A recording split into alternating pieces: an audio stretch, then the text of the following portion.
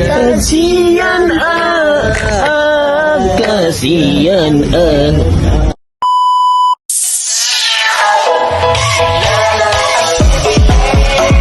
Salah.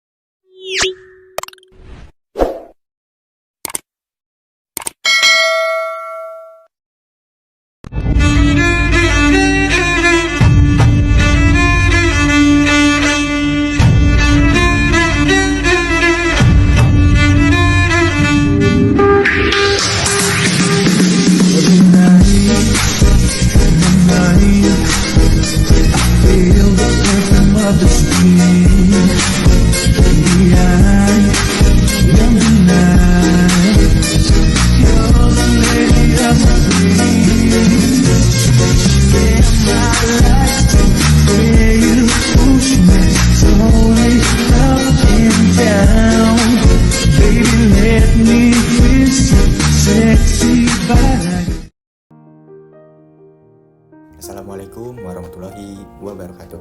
Pertama-tama, mari kita panjatkan puji syukur kepada Allah Subhanahu wa Ta'ala, karena berkat limpahan rahmatnya kita semua bisa berkumpul di tempat ini. Selamat malam, salam sejahtera bagi kita semuanya. Di kesempatan kali ini, kelompok kami akan menjelaskan tentang aspek manajerial, rancangan, dan struktur organisasi.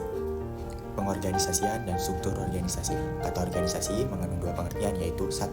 Menandakan suatu lembaga atau kelompok fungsional. 2. Proses pengorganisasian suatu cara di mana kegiatan organisasi dialokasikan dan ditugaskan kepada anggotanya. Pengorganisasian organizing merupakan proses penyusunan struktur organisasi yang sesuai dengan 1.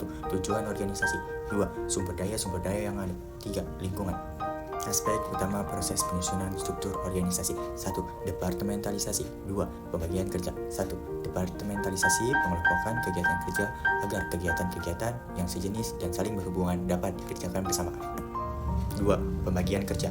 Pemerincian tugas pekerjaan agar setiap individu dalam organisasi bertanggung jawab untuk melaksanakan kegiatan yang terbatas. Kedua aspek tersebut merupakan dasar proses pengorganisasian untuk mencapai tujuan yang telah ditetapkan secara efektif, efisien. Istilah perorganisasian mempunyai bermacam-macam pengertian. Istilah tersebut dapat digunakan untuk menunjukkan hal-hal sebagai berikut. A. Cara manajemen merancang struktur formal untuk penggunaan sumber daya yang paling efektif. Yang B. Bagaimana organisasi mengelompokkan kegiatan-kegiatan. Yang C. Hubungan antara fungsi-fungsi, jabatan-jabatan, tugas-tugas para karyawan.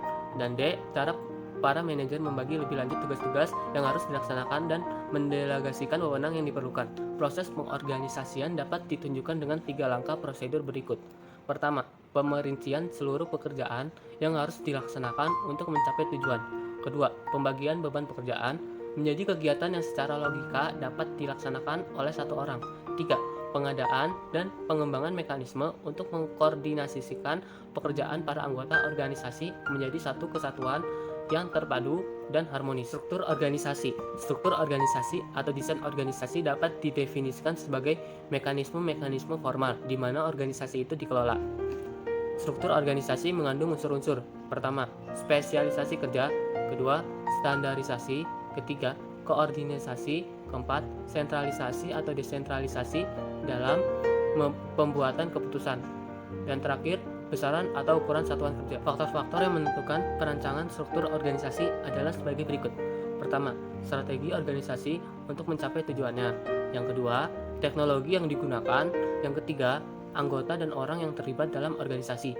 Dan terakhir, ukuran organisasi. Pembagian kerja. Kelompok 2 atau lebih orang yang bekerja bersama secara kooperatif dan dikoordinasikan dapat mencapai hasil lebih daripada dilakukan perseorangan. Konsep ini disebut sinergi. Yang dasar pengorganisasian adalah prinsip pembagian kerja atau division of labor yang memungkinkan sinergi terjadi. Bagan organisasi. Manajer perlu menggambarkan bagan organisasi atau organization chart untuk menunjukkan struktur organisasi. Bagan organisasi memperlihatkan susunan fungsi-fungsi, departemen-departemen atau posisi-posisi organisasi dan menunjukkan bagaimana hubungan di antara bagian-bagian tersebut. Satuan-satuan organisasi yang terpisah biasanya digambarkan dalam kotak-kotak, di mana dihubungkan satu dengan yang lain dengan garis yang menunjukkan rantai perintah dan jalur komunikasi formal. Bagan organisasi menggambarkan pembagian kerja, rantai perintah atau manajer dan bawahan, tipe pekerjaan, pengelompokan, segmen-segmen pekerjaan, tingkat manajemen. Bentuk-bentuk bagan organisasi. Harry G. Hodges mengemukakan ada 4 bentuk bagan organisasi, yaitu 1. Bentuk piramid, 2. Bentuk vertikal, 3. Bentuk horizontal, 4. Bentuk lingkaran. Departementalisasi ada beberapa cara organisasi untuk memutuskan pola organisasi yang akan digunakan untuk mengelompokkan kegiatan-kegiatan yang bermacam-macam untuk dilaksanakan. Cara bagaimana kegiatan-kegiatan dikelompokkan disebut departementalisasi atau departementasi. Kelompok-kelompok kerja formal organisasi. Organisasi mempunyai 3 tipe kelompok-kelompok kerja formal. 1. Kesatuan tugas khusus. 2. Panitia. 3. Dewan atau komisi. Kesatuan tugas khusus atau task forces atau tim proyek dibentuk untuk menangani suatu masalah atau tugas khusus. Keberadaannya hanya sampai masalah dipecahkan. Biasanya dibentuk untuk menangani masalah dan tugas-tugas yang kompleks dan melibatkan beberapa satuan kerja organisasi. Kelompok-kelompok tugas meliputi para wakil atau para pembuat keputusan. Dari satuan-satuan organisasi ditambah para ahli yang secara teknis diperlukan. Bagan organisasi formal. Manajer perlu menggambarkan bagan organisasi atau organization chart untuk menunjukkan struktur organisasi. Bagan organisasi menggambarkan 5 aspek utama struktur organisasi. Yang pertama, pembagian kerja. Yang kedua, manajer dan bawahan atau rantai perintah. Yang ketiga, tipe pekerjaan yang dilaksanakan. Yang keempat, pengelompokan pekerjaan. Yang kelima, tingkatan manajemen. Bentuk departementalisasi. Fungsi ada pemasaran, akuntansi, produksi, dan keuangan. Untuk produk dan jasa, ada divisi mesin cuci, televisi, radio, dan lain-lain. Wilayah terdapat divisi DKI, Jawa Barat, Jawa Tengah, dan lain-lain. Untuk langganan, penjualan industri, pedagang eceran, militer, pemerintah. Untuk proses dan peralatan itu ada departemen pemotongan dan pembungkusan. Waktu terdapat shift pertama, shift kedua, dan ketiga. Untuk pelayanan ada kelas bisnis, ekonomi, dan eksekutif.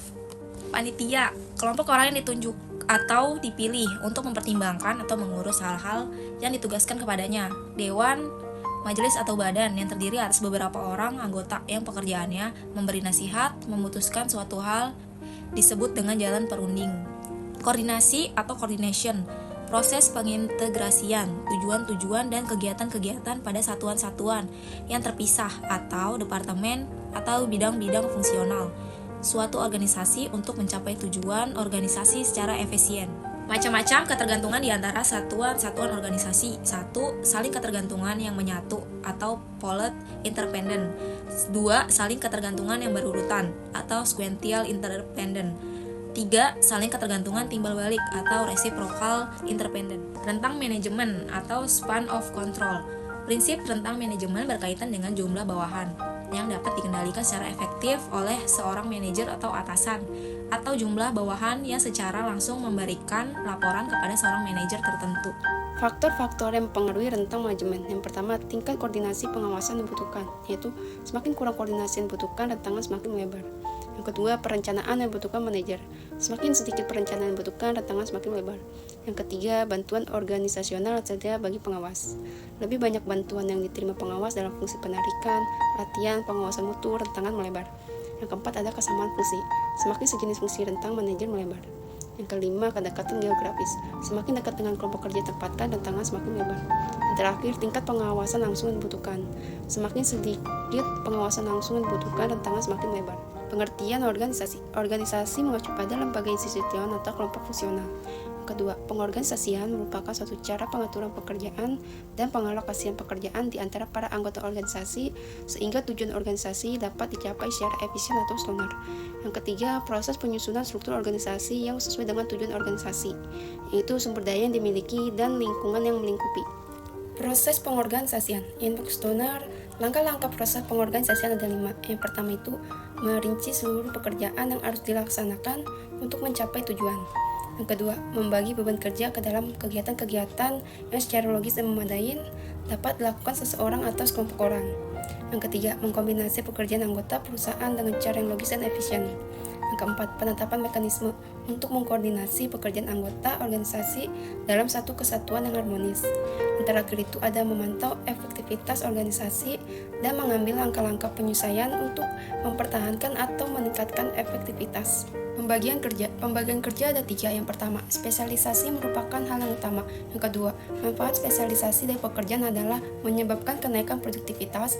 Yang ketiga, dampak negatif spesialisasi dari demoralisasi dari pekerjaan-pekerjaan yang menjemukan dan repetitif. Pembagian pekerjaan ada 2. Yang pertama itu departementalisasi. Yang dimaksud departementalisasi adalah pengelompokan kegiatan-kegiatan kerja suatu organisasi agar kegiatan-kegiatan sejenis atau saling berhubungan dapat dikerjakan secara bersama. Yang kedua, pembagian kerja, yaitu penerincian tugas pekerjaan agar setiap individu dalam organisasi bertanggung jawab untuk melaksanakan sekumpulan kegiatan yang terbatas. Struktur organisasi yang pertama merupakan mekanisme-mekanisme formal di mana organisasi dikelola. Yang kedua, kerangka dan susunan perwujudan pola tetap hubungan-hubungan di antara fungsi-fungsi, bagian-bagian maupun orang-orang yang menunjukkan kedudukan tugas, wewenang, dan tanggung jawab yang berbeda-beda dalam suatu organisasi. Faktor utama perancangan struktur organisasi, yang pertama ada strategi organisasi untuk mencapai tujuan, yang kedua ada teknologi yang digunakan, yang ketiga ada anggota dan orang-orang yang terlibat di dalam organisasi, dan yang keempat ada ukuran organisasi. Unsur-unsur struktur organisasi, yang pertama ada spesialisasi kegiatan-kegiatan berkenaan dengan spesialisasi tugas-tugas individual dalam organisasi. Dua, ada standarisasi kegiatan yang digunakan organisasi untuk menjamin terlaksananya kegiatan seperti yang direncanakan. Tiga, koordinasi kegiatan yang mengintegrasikan fungsi-fungsi satuan kerja organisasi. Empat, sentralisasi dan desentralisasi pembuatan keputusan. 5. Ada ukuran satuan kerja menunjukkan jumlah karyawan dalam suatu kelompok kerja. Bagian organisasi. 5 aspek utama struktur organisasi. Yang pertama ada pembagian kerja. Yang kedua ada manajer dan bawahan atau rantai pemerintah. Yang ketiga ada tipe pekerjaan yang dilaksanakan.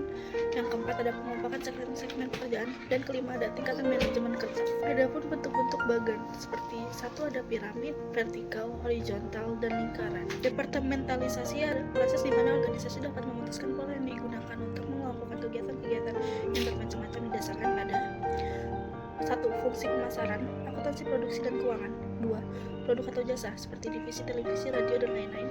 3. Langganan perjuangan seperti industri, ajaran pemerintahan. 3. Wilayah DKI seperti Jakarta, Jawa Barat, dan lain-lain. 4. Ada proses atau peralatan seperti departemen pemotongan dan pembungkusan. Adapun waktu seperti shift pagi, siang, dan malam, dan pelayanan kelas ekonomi bisnis eksekutif. Adapun alfa atau numerical digunakan pada pelayanan telepon dan proyek dan matris yang digunakan perusahaan dengan teknologi. 3 macam departementalisasi. 1. Departementalisasi fungsional mengelompokkan fungsi-fungsi yang sama atau kegiatan-kegiatan sejenisnya dalam satu organisasi.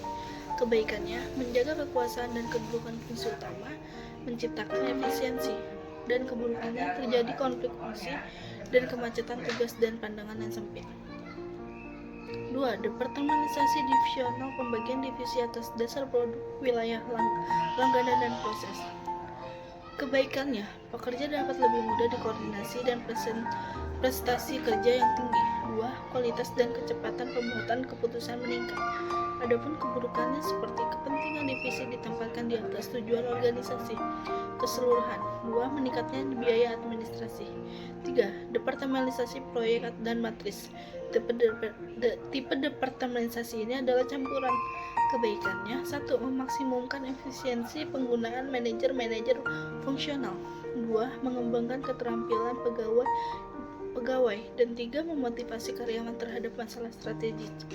Keburukannya seperti pertanggungjawaban ganda, memerlukan koordinasi horizontal dan vertikal, dan memerlukan lebih banyak keterampilan.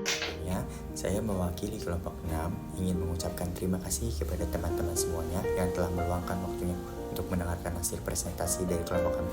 Semoga apa yang sudah kelompok kami sampaikan bisa bermanfaat. Dan kami mengucapkan banyak terima kasih ke Bapak Tarmiji selaku dosen mata kuliah pengantar bisnis. Sekian dari kelompok kami. Wassalamualaikum warahmatullahi wabarakatuh.